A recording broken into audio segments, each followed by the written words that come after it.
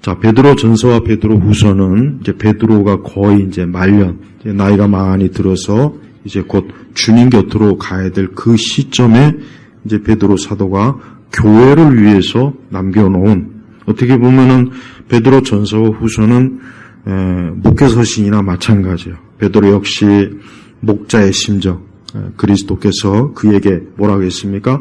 내 양을 치라. 주께서는 비록 베드로가 예수님을 부인하고 참 어떻게 보면 가룟 유다와 크게 다르지 않은 죄를 졌지만, 그러나 우리 주님께서는 베드로를 그의 참 긍휼하심과 사랑하심으로 용서하시고, 거기에다 덧붙여서 이 교회를, 그래서 베드로는 어쨌든 간에 참 그리스도의 제자 중에 가장 첫 번째 되는 사람이에요. 그래서 가톨릭이 이 베드로를 교황의 제일 첫 번째 교황으로 삼는 사실 이유는 있긴 있어요. 물론 우리는 그것을 받아들이지 않지만, 그래서 베드로는 평생을 참 그리스도께서 주님의 양떼들을 자기에게 맡겼다는 그 소명 사명을 이제 잊어버리지 않고 끝까지 정말 교회를 잘 섬기는 그러한 충성된 종으로 그는 자기의 사명을 다했습니다. 그래서 이제 마지막으로 베드로 전서와 베드로 후서, 그래서 1절에 보니까 사랑하는 자들아, 내가 이제 이 두 번째 편지, 그러니까 두 번째 베드로 후서예요. 그 이전에 베드로 전서를 보내고 난 다음에 베드로 후서를 지금 보내는 거, 그 얘기를 이제 하는 겁니다. 그러면서 뭐라 합니까?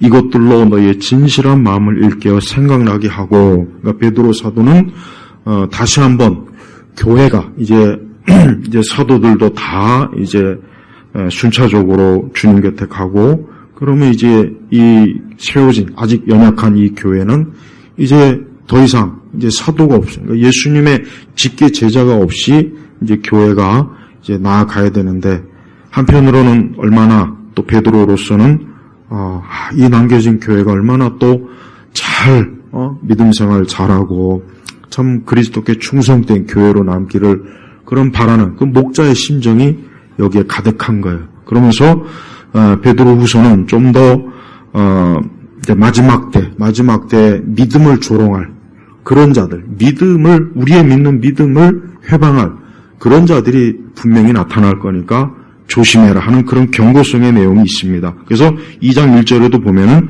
그러나 백성 가운데 거짓 선지자들이 일어났었으니 이와 같이 너희 가운데서도 거짓 선생들이 있을 것이다. 그들은 멸망에 이르게 할 이단을 가만히 끌어들이고 자신을 값주고 사신 주님을 부인하고 임박한 멸망을 스스로 불러일으킨다. 그래서 분명히 하나님께서는 베드로를 통해서 앞으로 이제 거짓 교사, 거짓 선생들이 교회를 뒤흔들고 교회를 어지럽히고 하나님의 진리의 말씀을 왜곡할 그런 자들이 이제 올 것이다. 지금도 있지만 앞으로 올 것이다라는 거예요. 지금도 이 말씀은 그대로 이루어져요. 예를 들면 하나님의 창조를 부인하는 그 이단이에요. 그 다음에 또 이신칭의를 부인하는 거. 계속해서 이신칭의를 부인해요. 이제 믿음으로 구원받는 이런 말 그대로 가장 기독교 참 성경의 진리, 신학의 중요한 이 믿음으로 구원받는다는 이 진리는, 이 교리는 이제 계속해서 지금 퇴보되고 있어요. 그래서 이제는 더 이상 믿음이 아닌 어떤 정의나 충성, 인간의 행위와 공로를 가지고 이제는 구원을 받는다는 그런 것들이 이제는 계속 신학에서 들어와 있기 때문에 아마 더 시간이 지나면 이제 더 이상 믿음으로 구원받는다는 이 교리가 이제는 어떻게 보면 이제 소수가 될 거예요. 반드시 그렇게 됩니다. 두고 보세요. 그거 다 이단이라고요. 그들이 다 이단이에요. 근데 그런 자들이 교회에서 교사 노릇을 하고 선생 노릇을 하고 목회자 노릇을 하면서 어때요? 교회를 무너뜨리는 거, 살살 무너뜨리는 거. 그러니까 우리는 그런 것들을 잘 분별해야 돼. 그런 걸 분별하지 못하고 거기에 넘어가면은 결국 자기 자신도 모르게 그리스도를 부인하는 그러한 참 오류가 있는 잘못된 신앙으로 반드시 빠져들어가게 되어 있습니다. 그래서 베드로 사도는 2절에 보니까 2장 2절에 진리의 도가 모독을 받게 될 것이다. 그러니까 하나님의 말씀이, 하나님의 건전한 교리가 모독, 쉽게 얘기하면은 이제는 더 이상 그 교리에 대해서 사람들이 어때요? 이제는 받아들이지 않고 오히려 그것을 잘못되었다. 이제 그렇게 비방을 받는 그런 시대가 올 거라는 거예요. 바로 지금이 또 그런 시대예요. 그래서 우리는 그런 부분에 있어서 참 조심해야 되는 거예요. 그리고 3장부터는 또 뭡니까? 아까 얘기했지만 2장 1절에는 거짓 교사들에 대한 경고, 그 다음에 3장에는 이제 그리스도의 재림. 그래서 4절에 보니까 뭐라 그랬습니까? 그가 재림하신다는 약속이 어디 있느냐, 이게. 그가 재림하시냐. 그러니까 예수님이 재림이 어디 있겠냐. 정말 그렇겠냐. 그럴 일이 있겠냐. 그거는 다 잘못된 것이다. 그렇게 이제 공공연히 가리키고, 그런 것들을 미혹하는 그런 선생들이 나타날 것이다. 그러니까 그런 자들이 나왔을 때 조심해야 된다. 그러면서, 구약시대 노아 홍수의 교훈을 빗대어서 뭐라고 했습니까?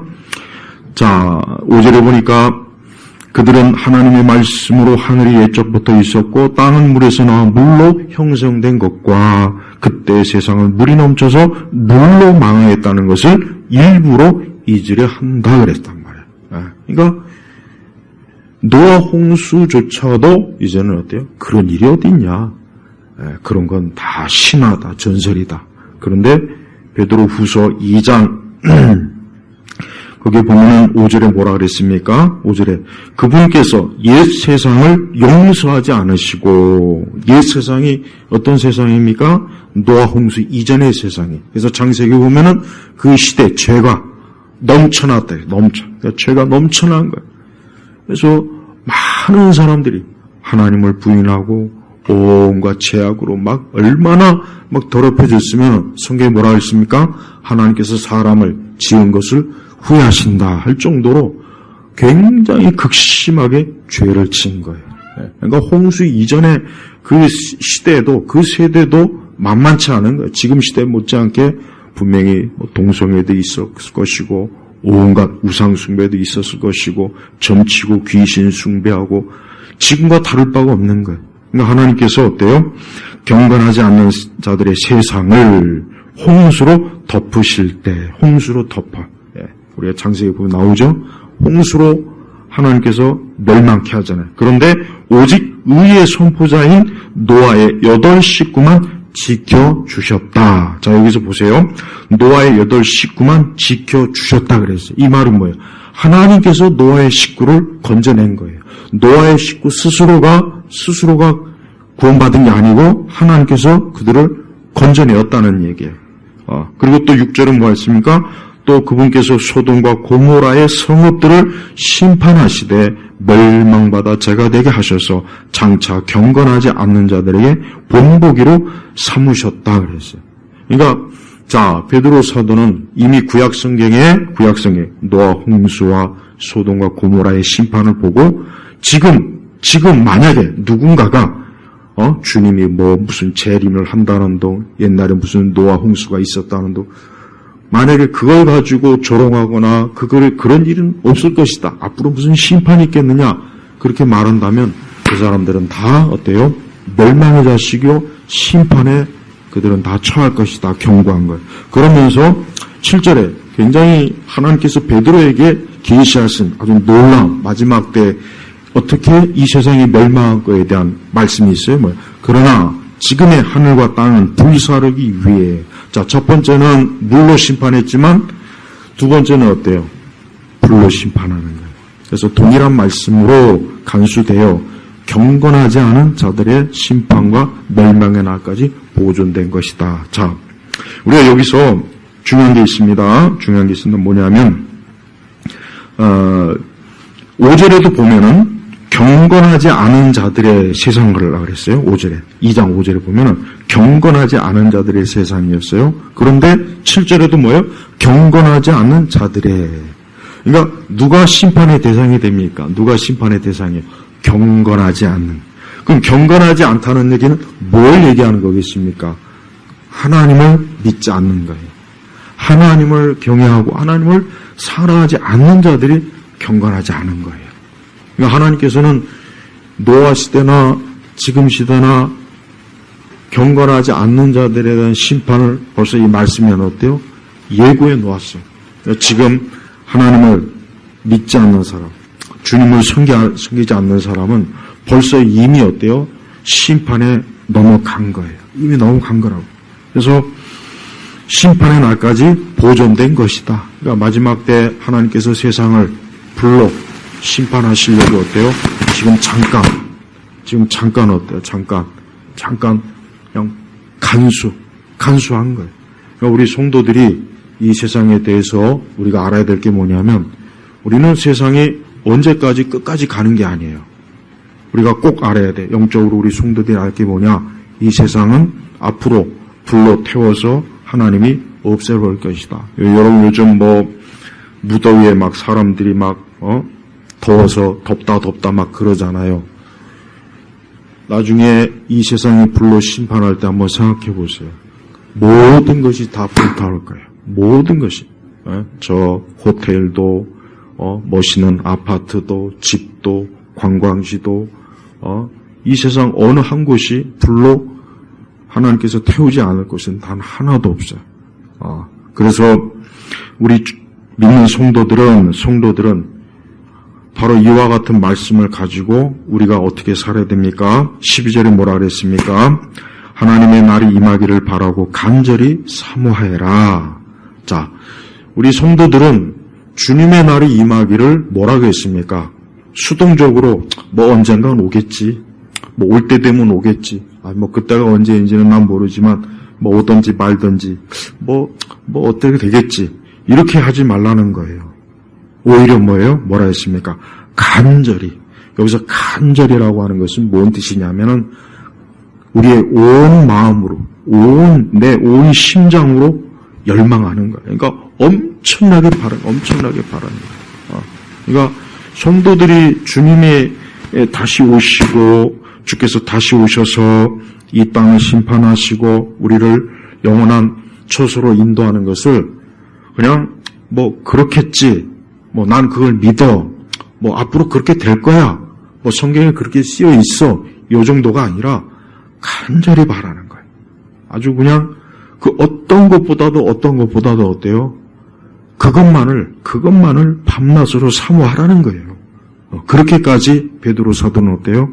우리 성도들이 이 땅에서 영원히 뿌리를 내릴 생각하지 말고 너희들이 이 땅에서 영원히 행복할 생각하지 말고 속히 주님이 오시기를 간절히 또 뭡니까? 사모하여라. 그러니까 그것만 바라보고 오매불망 그냥 그것만 바라보라는 거예요. 얼마나 베드로 사도가 성도들에게 우리 교회 우리 신약교회 성도들에게 얼마나 긴급하고 중요한 주께서 마지막 오실 때와 세상의 심판이 얼마나 두렵고 무섭고 긴급한 일이면 이런 표현을 하겠습니까? 그래서 그날에 다시 한번 그날. 그러니까 하나님의 심판의 날은 정해져 있는 거예요. 막연한 게 아니에요. 심판의 날은 정해져 있어요. 그래서 그 날에 그랬죠. 그날. 근데 그 날이 언제일까요? 이건 우리가 몰라요. 이건 우리가 알 수가 없어요. 또 그 날을 계산할 필요도 없어요. 그러나 분명히 그 날은 있어요. 그 날에 하늘들이 불에 타서 풀어지고 원소들은 불에 녹아 버릴 것이다 그랬단 말이에요. 그러니까 이 얘기는 뭐냐면 하나님께서 마지막 때 이 세상 전체를 진짜 불로 아주 강력한 불로 다 불태워 없애버리는 거예요. 굉장히 마지막에 하나님의 심판은 이 말씀만으로도 엄청난 말로 다 할 수 없는 재앙이 오는 거예요. 그러나 13절에는 뭐라 했습니까? 그러나 우리 성도들은 믿는 자들은 주님의 약속대로 하나님께서 우리를 위해서 주께서 우리를 위해서 처소를 마련하신다 그랬죠. 그래서 그 처소를 다 마련하면 다시 우리를 데리러 오신다 그랬다. 바로 그걸 얘기하는 거예요. 주님의 약속대로 의가 거하는 새 하늘과 새 땅을 바라본다. 여기서 뭐라 했습니까? 새 하늘과 새 땅을 바라본다. 그러니까 성도들은 매일매일 이 말씀을 명심해서 우리가 새 하늘과 새 땅, 주님께서 우리를 위해서 마련하신 그 새로운 처소에서 우리는 그곳에서 영원히 주님과 함께할 것이다. 하지만 그렇게 믿음과 신앙의 길을 순탄하게 가기가 어려운 거예요. 거짓 교사들도 있죠. 타락한 이 세상에 악이 가득하죠. 그러니 성도들이 신앙생활하는 게 쉬운 게 아니에요. 우리가 눈으로 보고 우리가 살고 있는 이 세상은 겉보기에는 아름답고 즐겁고 재밌기도 하고 뭔가 참 내 삶에 행복을 가져다 줄 것 같은 것들이 막 눈에 아른거린단 말이에요. 그러니까 성도들이 그런 거에 속지 않도록 항상 어때요? 이 말씀대로 새하늘과 새 땅을 바라본다. 그러니까 믿음으로 그것을 바라보면서 속히 빨리 좀 새하늘과 새 땅이 왔으면 좋겠다. 속히 하나님께서 이 땅을 어서 빨리 좀 심판하시고 우리가 이러한 의로운 주의 자녀들, 주의 백성들이 더 이상 죄로 인해서 또 악으로 인해서 고통을 받지 않았으면 좋겠다 하는 그 열망으로 우리가 믿음 생활하라. 바로 그런 것이에요. 그러면서 우리 주께서는 베드로 사도는 우리가 그와 같은 것들을 바라보긴 하되 9절에 보면 이런 말씀이 있어요. 약속의 주님은 어떤 이들이 더디다고 생각하는 것처럼 더딘 분이 아니시다. 그러니까 이 초대교회 때도 이미 그때는 사실 우리보다 더 심했어요. 사실 초대교회 성도들은 예수님이 다 곧 올 줄 알았습니다. 심지어 사도들조차도 주님이 곧 오실 거라는 기대를 이 말씀의 곳곳에 서신서에 보면 있어요. 그러니까 사도들조차도 주께서 곧 오시겠지. 그런 열망이 있어요. 하지만 내가 원하는 때 빨리 왔으면 좋겠다. 그러니까 그런 마음이 들 때 자칫하면 왜 이렇게 주님이 안 오실까? 왜 이렇게 주님이 안 오실까? 우리는 신앙생활, 믿음생활을 힘든데 우리가 이 땅에서 참 주님 섬기기가 여러 가지로 어렵고 힘든데 좀 빨리 오셨으면 좋겠다. 그러니까 막 어때요? 막 더딘 것 같은 거예요. 막 조바심이 나고 더디고 언제 오실까? 하지만 그러나 거기에는 중요한 의미가 있는 거예요. 뭐예요? 경건하지 않는 자들의 심판 멸망의 날까지 거기 보면 뭐라고 했습니까? 오히려 너희를 위하여 오래 참으시고 9절에 아무도 멸망하지 않고 모두 회개에 이르기를 원하신다. 여기서 우리 주님의 마음이 드러나요. 어떤 마음입니까? 우리 주께서는 사람들이 멸망하고 심판을 당한 걸 기뻐하지 않아요. 그걸 기뻐하지 않는 거예요. 그걸 기뻐했다면 벌써 이미 오셨겠죠. 그걸 기뻐했다면 좋아했다면 이미 벌써 세상이 심판을 받았겠죠. 그러나 그게 아니라 우리는 주께서 이 뜻이 뭡니까? 모두 회개에 이르기를 원하신다. 모두 회개에 이르기를 원하는 거예요. 그러니까 모두가 다 그리스도께 예수님께로 돌아오길 원하시는 거예요. 그게 주님의 마음이에요. 우리 성도들도 한편으로 새하늘과 새 땅에 오기를 간절히 바라는 마음도 있어야 되겠지만 또 한편으로 어떤 마음이 있습니까? 빨리 더 많은 사람들이 예수님을 믿기를 바라는 거예요. 더 많은 사람들이 빨리 예수님 믿고 더 많은 사람들이 더 의에 속한 자들이 되고 더 많은 사람들이 그리스도로 인하여서 생명을 얻고 영생에 이르기를 간절히 바라는 거예요. 왜? 하나님의 심판은 굉장히 무섭고 두려운 것이기 때문에 그거를 그대로 만약에 누가 맞이한다면 돌이킬 수 없는 그에게 있어서는 마지막 끝날 심판이 되기 때문에 그러는 것입니다. 그래서 10절에 보니까 그러나 주님의 날이 도둑같이 올 것이다. 그때 하늘이 큰 소리를 내며 사라지고 원소들은 불에 타서 부러지고 땅과 그 안에 있는 모든 일들이 드러날 것이다. 이 모든 것이 이렇게 풀어질 것이니 너희는 어떠한 사람이 되어야 하겠느냐. 거룩한 행실과 경건함으로 하나님의 날이 임하기를 바라고 간절히 사모하여라. 여러분, 우리 성도들은 명심해야 돼요. 우리 성도들은 절대 이 세상에 안주하면 안 돼요. 이 안주한다는 게 뭡니까? 그냥 세상에 적응을 하는 거예요. 그걸 얘기하는 거예요. 우리가 세상에 적응하면 안 돼요. 적응하면 그 순간부터 세상이 좋아지고 세상이 편해져요. 이 세상이 불편해야 돼요. 성도는 누가 됐든지 간에 세상은 참 살기 힘들다.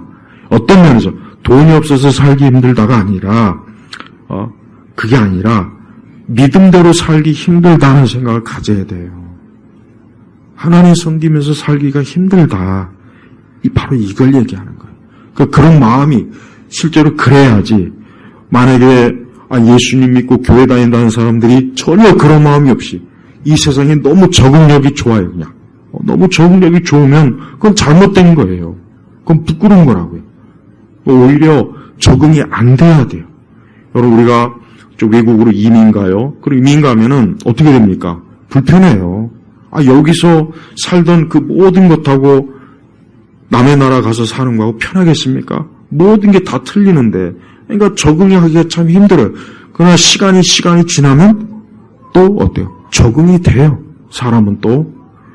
근데 영적으로는 우리 성도들은 그리스도께로 돌아온 뒤부터는 이제 세상이 적응이 안 돼야 돼요. 모든 게 적응이 안 돼야 돼요. 이거 왜 이러지? 이건 하나님 말씀하고는 반대인데, 이건 아닌데, 이건 주의 뜻이 아닌데, 이거 왜 이러지? 그러니까 모든 면에서 이게 적응이 안 돼야지, 적응이 너무나 잘 되는 분들은 그건 심각한 거예요. 내가 이렇게 하나님의 자녀인데, 이 세상에 이렇게 적응이 잘 되면 이거 뭔가 이상이 있다. 내 신앙이 좋은 게 아니라, 그 신앙이 분명히 잘못된 거, 뭔가 문제가 있는 거라고. 그러니까 적응이 안 돼야 돼요. 오히려 우리는 어때요? 이 땅은 아무리 내가 좀 이렇게 해도 역시 믿는 우리로서는 적응이 안 돼. 우리하고는 안 맞아. 역시 세상은 역시 믿는 나하고는 안 맞는 곳이야. 이런 마음이 들어야 어때요? 새하늘과 새 땅도 바라보고 주님이 빨리 오시기도 그런 마음도 들고 그래야지. 그래서 우리 성도들은 내가 세상에 적응이 되면 안 된다. 애굽에 430년 동안 이스라엘 백성들이 오래 있었기 때문에 그 수백 년 동안 거기에 있었으니 그들이 거기에서 얼마나 적응을 어쩔 수 없이 하게 되지 않겠습니까? 그러니까 그들이 광야에서 힘들었던 이유는 광야 환경 자체도 힘들긴 하지만 또 뭐가 문제냐면 애굽하고는 환경이 너무 다른 거예요. 너무 다른 거예요. 그러니까 애굽은 말 그대로 살기 좋고 어쨌든 노예로 있었지만 모든 지내는 데 있어서 굉장히 좋았는데 광야로 나와보니까 너무 삭막하고 보이는 것도 없고 그냥 어딜 가나 이게 광야니까 허허벌판인 거예요. 그러니까 적응이 안 되는 거예요. 적응이. 가나안은 적과 꿀이는 가나안이라고 하는 것은 아직 멀리 있지. 아직 그것은 들어가지도 않았지. 그러니까 이 광야에서 그러니까 이스라엘 백성들 마음이 무슨 마음이냐면 다시 돌아오고 싶다. 외국으로 가고 싶다. 가나안이고 나발이고 간에 지금 당장 이 광야에서 내가 살기 힘들다. 그냥 다시 노예로 살지언정 애굽으로 가고 싶다는 마음이 든 거예요. 우리 성도들도 신앙생활 하면서 사실 신앙생활이 참 버겁다, 힘들다. 내가 이게 말씀대로 믿음대로 사는 게 쉽지가 않구나. 차라리 그냥 어떻게 보면 안 믿는 삶이 더 좋았겠다 싶을 때도 분명히 있을 거예요. 이제 그런 마음이 들 때마다 그래, 이런 마음은 좋은 마음이 아니구나. 이런 마음은 주님이 기뻐하시는 마음이 아니구나. 내가 끝까지 잘 인내하고 잘 견뎌내고 이런 것들을 믿음으로 이겨내야지. 잠깐을 이기지 못하면 우리는 저 영원한 하늘나라의 저 영원한 영적인 가나안, 하늘의 예루살렘 성으로 들어가지 못하는 거예요.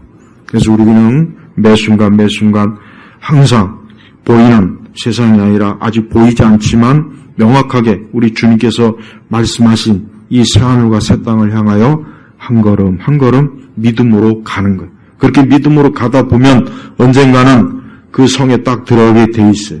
언젠가는 그 성에 들어가서 거기에서 어때요? 영원한 영생을 누리고 어린 양 되신 예수님과 함께 혼인잔치를 하고 거기에서 이제 더 이상 어떤 질병이나 이 땅에서 당하던 모든 고통이 없이 거기로 들어가서 영원한 안식을 취할 수 있는 거예요. 여러분, 그걸 바라봐야지 뒤를 돌아보면 안 돼요. 마치 롯의 아내처럼 롯의 처가 봐요. 성경에 뭐라고 했습니까? 분명히 뒤를 돌아보지 말라고 했다고, 천사가. 근데 뒤를 또 돌아봤어요. 왜 돌아봤겠습니까? 그 소돔과 고모라에 자기가 남겨놓은 것들이 아마 많았을 거예요. 명품백도 있을 것이고, 보석도 있을 것이고, 옷도 있을 것이고, 저곳이 좋았는데 하고, 그냥 잠깐 한번 뒤돌아보면 괜찮겠지, 그것 가지고 뭐가 되려나 하고 뒤돌아봤는데, 그 순간, 그가 어떻게 됐습니까? 그가 막 굳어버렸잖아요. 그러니까 하나님께서 하지 말라, 돌아보지 말라 그랬으면 끝까지 앞만 보고 갔어야 되는 거예요. 우리 성도들도 마찬가지. 성도들은 이제 더 이상 뒤를 돌아보면 안 돼요. 여러분을 향해서 뒤를 돌아봐라. 이 세상이 얼마나 좋은지 여기에서 한번 너희가 좀 맛을 봐라, 체험해라. 그런 유혹이 다양한 형태로 온단 말이에요. 가족을 통해서, 친구를 통해서, 이웃을 통해서, 직장 동료들을 통해서 온다고요. 그럴 때 자칫 한번 잘못 뒤돌아봤다가는 한순간에 어때요? 실족해버립니다. 그래서 조심해야 돼요. 조심하고 항상 주님 보실 때 합당하게 믿음 안에서 우리가 살아가야 돼요. 2장 9절을 보니까 주께서는 경건한 자들을 시험에서 건져내시고 불의한 자들을 심판의 날까지 형벌 아래 가두어 두실 것이다. 특별히 육체에 따라 더러운 정욕을 행하는 자들과 권위를 멸시하는 자들에게 그렇게 하신다 그랬어요. 그러니까 하나님께서는 어때요? 지금 믿지 않는 이 육적 사람들을 어떻게 좀 두고 있냐? 그냥 형벌 아래 가두어 두는 거예요. 갇혀 있는 거예요. 뭐 자기네들은 자유로울 것 같지만 사실은 갇혀 있다고요. 자기들은 지금 갇혀 있는 신세. 근데 계속 그렇게 있으면 정말 형벌을 받게 돼요. 그러니까 빨리 그곳에서 나와야 되겠죠. 그러려면 그리스도를 붙잡아야 되는 거예요. 그렇지 않으면 결국 그들은 어때요? 심판의 날이 되었을 때 그 형벌을 받는다는 것을 알고 있어야 돼요. 또 12절에 보면은 그러나 이들은 본래 잡혀 죽기 위하여 태어난 이성 없는 짐승 같아서, 제가 아까 오전에 이성 없는 짐승이라고 표현했죠. 바로 이 베드로서의 말씀이에요. 믿지 않는 불신자들은 정말 때때로 그들이 어때요? 그들이 어리석은 길로, 죄악된 길로 갈 때 이성 없는 짐승과 똑같아요. 이성 없는 짐승. 그래서 자기 자신들이 그 길로 가면은 필시 면명하는데도 불구하고 그냥 달려가는 거예요. 그냥 마구잡이로 달려가는 거예요. 얼마나 불신자들의 그런 죄악된 본성이 얼마나 무서우면 성경에 이성 없는 짐승이라는 표현을 썼겠습니까? 이건 가장 인간에 대한 가장 참 어떻게 보면은 참 불명예스러운 칭호예요. 이성 없는 짐승이라. 이 짐승은 이성이 없어요. 짐승은 본능만 있잖아요. 본능. 여러분, 개가 그 주인이 키우던 개가 주인이 죽었어요. 평소에 그렇게 사랑하는 그 주인 아껴주는 그 개가 주인이 한동안 죽어서 아무도 찾지 않았는데 나중에 누가 와서 찾아보니까 그 개가 주인을 뜯어먹고 있더래요. 그 개가 주인의 살을. 여러분, 그게 가능한 겁니까? 가능해요. 왜? 짐승은 이성이 없기 때문에 그럴 수 있는 거예요. 여러분 보세요. 그러니까 이성 없는 짐승이라는 것은 뭐예요? 그만큼 분별력이 없이 때와 시기도 분별 못하고 자기가 죽을지 살지 멸망할지도 모르고 무조건 짐승처럼 본능으로 그냥 막 달려가는 거예요. 이 땅에 그런 사람들이 너무 많습니다. 어떻게 보면 이 세상 문화라고 하는 것은 이성 없는 짐승을 기르기 위해서 이 문화라고 하는 이 재료로, 이 사료로 계속 먹이는 거예요. 노래와 춤과 영화와 드라마와 뮤지컬과 뭐 스포츠 이런 것들을 통해서 막 사람들을 이성 없는 짐승으로 계속 사육을 하는 거예요. 사육. 우리는 그걸 잘 못 알아채면은 그 세상의 화려함에 그냥 현혹이 돼가지고 거기 혹 빠질 수 있다고요. 항상 우리 자신이 하나님 보시기 합당한 자로 늘 우리가 온전하게 나아가야 됩니다. 그래서 우리 주님은 20절에 보니까 2장 20절이요. 우리는 주님 대신 구주 예수 그리스도를 알므로, 우리는 우리의 주님 대신 구주 예수 그리스도를 알므로, 여기서 안다는 것은 그냥 지식으로만 안다는 것이 아니라 그 마음과 심령 속에서 예수님이 나의 구원자요, 그분이 내 죄를 대속한 대속주로서, 그분이 내 죄값을 치르신 분으로서, 그분으로서 아는 거예요. 그래서 세상의 더러움에서 벗어났다가, 그러니까 예수 그리스도를 아는 것이 뭡니까? 이 세상의 더러움으로부터 벗어나는 길이라고. 그래서 우리가 이 세상으로부터 죄악된 더러움에서 벗어난다는 건 뭡니까? 내가 그리스도를 알기 때문에 그래. 나는 그리스도를 알기 때문에, 그분 안에 있기 때문에 난 이제 세상의 더러움에 처해있지 않다. 그런데 그 뒤에 말이 다시 이것들에 얽매이고 패배당하면 그들의 마지막이 처음보다 더 나빠질 것이다. 이게 무서운 말입니다. 그래서 왜 자꾸 구원받은 사람도 구원을 이룰 수 있다 하는 그 말씀의 근거로 자꾸 이 말씀을 사실 끌어대기는 해요. 그러나 그렇진 않아요. 이 말씀은 우리 성도들에게 경고를 주는 말씀이라고요. 경고. 그러니까 너희가 다시 또 그리스도를 알기 이전에 그 길로 또 가겠냐. 너희가 그렇게 정말 되고 싶냐. 그렇게 되면 너희가 어떻게 될 것이냐 하고 경고성이 하는 말이라고요. 경고성. 그 뒤에 말을 보면 알 수 있다고요. 계속 보면은. 그러니까 우리가 항상 그리스도께로 돌아오고 그리스도 안에 들어온 이상부터는 다시는 그리스도 없을 때, 예수님이 없을 때를 아예 상상도 하면 안 돼요. 다시 그를 돌아봐서도 안 되고 상상해서도 안 되고 바라서도 안 되고 원해서도 안 되는 거예요. 오직 나는 이제 그리스도 안에서 새 사람으로서 자 16절에 보면은 여러분 구약 성경에서 나귀가 보면 이 발람 선지자의 그 얘기가 나와요. 자신이 범죄 때문에 책망을 받았으나 말 못하는 나귀가 사람의 소리를 말하여 이 선지자의 미친 행동을 막았다 그랬죠. 그러니까 하나님께서 이 발람 선지자의 어리석음을 책망하려고 나귀의 입을 열어갖고 말하는 그 말씀이 구약에 나와 있지 않습니까? 하나님께서 그 이성 없는 짐승을 통해서 책망할 정도예요. 그만큼 어때요? 우리 성도들이 하나님의 뜻을 벗어나는 길은 어리석다. 짐승으로부터도 책망을 받을 정도의 어리석음이라는 것을 지금 예를 들어서 얘기하는 것입니다. 그러니까 우리 성도 여러분, 앞으로도 우리가 살아가면서 항상 믿음을 잘 지켜야 돼요. 이 믿음을 잘 지킨다는 말이 평범한 말이고 일상적인 말 같지만 우리 믿는 자들에게는 이건 굉장히 중요한 거예요. 그러니까 베드로 사도는 앞으로 성도들이 어떠한 일이 있어서도 흔들리지 말아라. 뒤로 물러가지 말아라. 또 거짓 교사들에게 속지 말아라. 또 주님이 오신다는 그 말씀을 절대로 의심하지 말아라. 또 주께서는 반드시 우리를 어때요? 영원한 은혜와 사랑, 영원한 새하늘과 새 땅의 자리로 이끄실 것이라고 하는 것을 다시 한번 베드로는 힘써 강조하는 거예요. 그러니까 여기서 이 베드로의 마음이 얼마나 간절하냐. 마치 주님의 마음이에요. 주님께서 제자들을 2명씩 짝지어서 전도 보낼 때 마치 이리떼 가운데 양떼들을 보내는 것 같은 심정이라고 했잖아요. 그러니까 이 베드로의 마음이 뭐냐. 이제 자기가 떠나고 나서 이 교회가 앞으로 닥칠 많은 유혹과 미혹과 온갖 일들에 이 교회가 잘 이겨나기를, 성도들이 잘 이겨서 승리하기를 바라는 그 마음이 간절한 거예요. 우리는 그래야 됩니다. 그래서 우리 성도들이 어떤 이들처럼 9절 아까 말씀 읽었잖아요. 더디다고 생각하지 마요. 오히려 8절에 사랑하는 자들아 주께서는 하루가 1000년 같고 1000년이 하루 같다는 이 한 가지를 잊지 마라 그랬어요. 여러분 시간이라고 하는 것도 이 시간은 참 묘합니다. 정말 그러나 시간은 이것도 역시 어때요? 하나님께서 만드신 피조 영역의 하나에 불과한 거예요. 그러니까 우리가 시간에 매여 있지만 하나님은 시간에 매여 있지 않는 거예요. 아브라함은 지금으로부터 우리는 4000년 전의 사람이라고 여기지만 하나님께서는 뭐예요? 그냥 현재일 뿐이에요.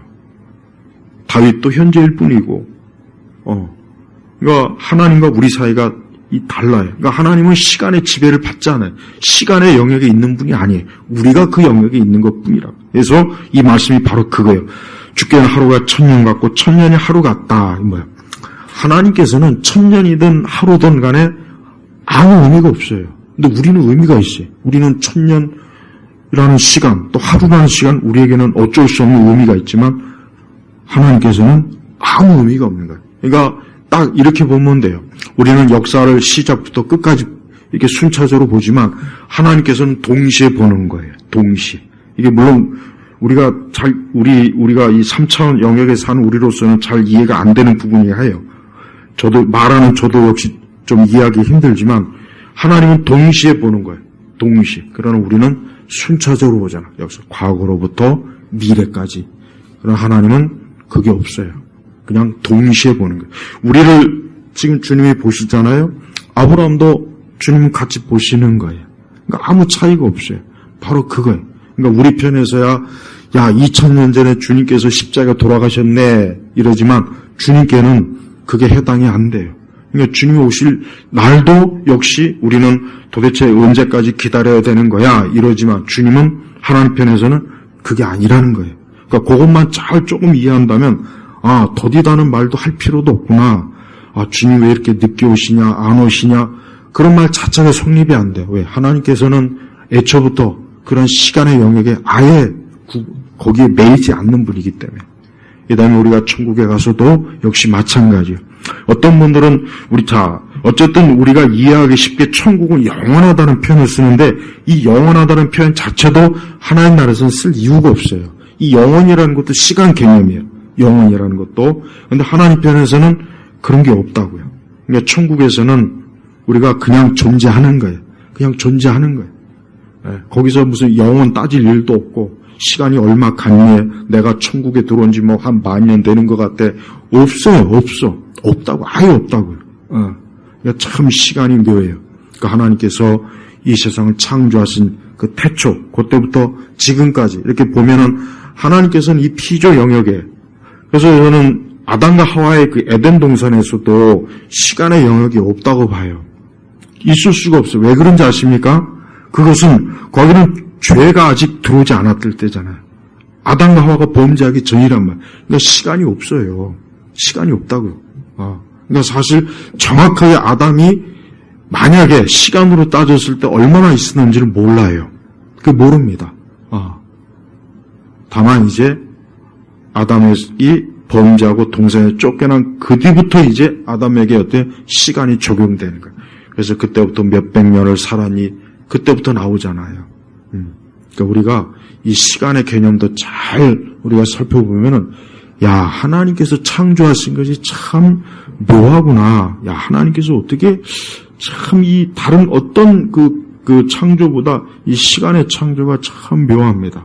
오늘 베드로는 계시로 우리에게 이런 말씀을 주시는 거니까 우리가 항상 지금 시간 속에 있다고 해서 주님 오시는 시간이 지루하다.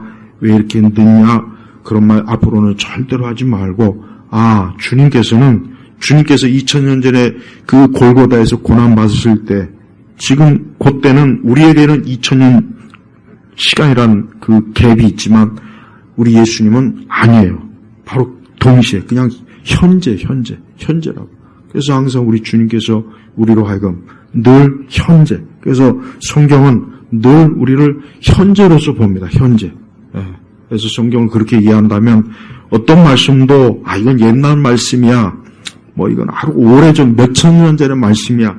그런 말을 할 이유가 절대 없는 거예요. 자, 말씀을 마치겠습니다. 우리 믿는 성도들은 예수님의 마음, 하나님의 마음을 잘 우리가 알아야 돼요.